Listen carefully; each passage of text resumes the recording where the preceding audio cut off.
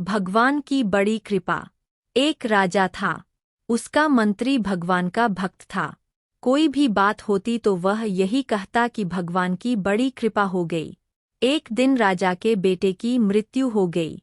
मृत्यु का समाचार सुनते ही मंत्री बोल उठा, भगवान की बड़ी कृपा हो गई। यह बात राजा को बुरी तो लगी, पर वह चुप रहा। कुछ दिनों के बाद राजा की पत्नी की भी मृत्यु हो गई। मंत्री ने कहा, भगवान की बड़ी कृपा हो गई। राजा को गुस्सा आया, पर उसने गुस्सा पी लिया, कुछ बोला नहीं।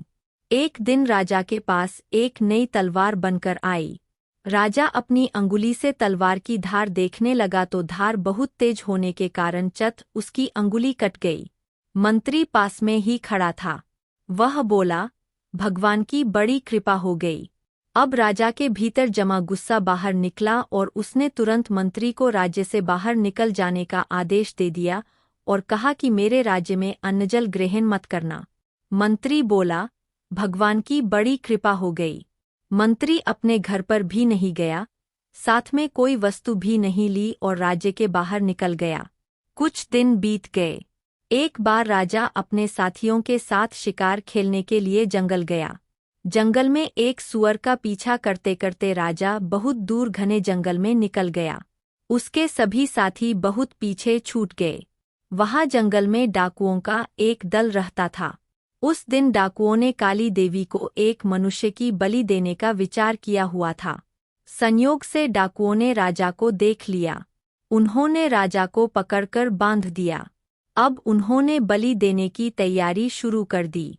जब पूरी तैयारी हो गई, तब डाकुओं के पुरोहित ने राजा से पूछा, तुम्हारा बेटा जीवित है? राजा बोला, नहीं, वह मर गया। पुरोहित ने कहा कि इसका तो हृदय जला हुआ है। पुरोहित ने फिर पूछा, तुम्हारी पत्नी जीवित है? राजा बोला, वह भी मर चुकी है।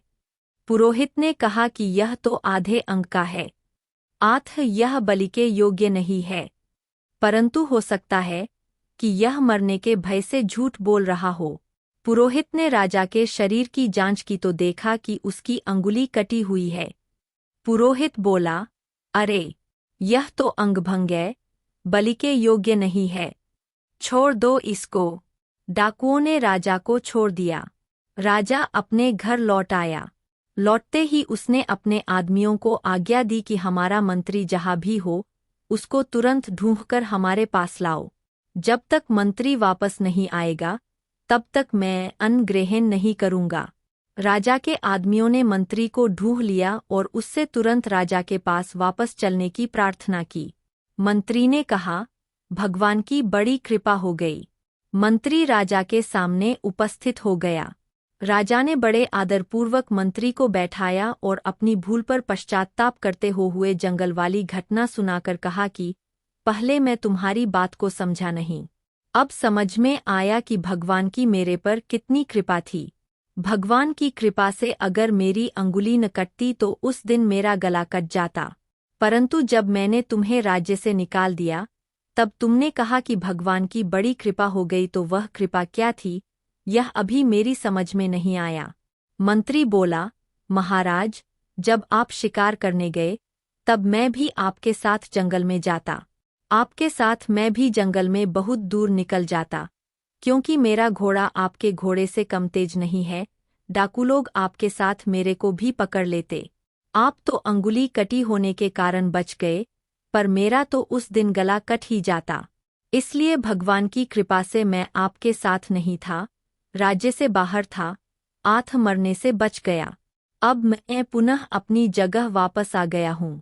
यह भगवान की कृपा ही तो है। जय श्री राधे कृष्णा।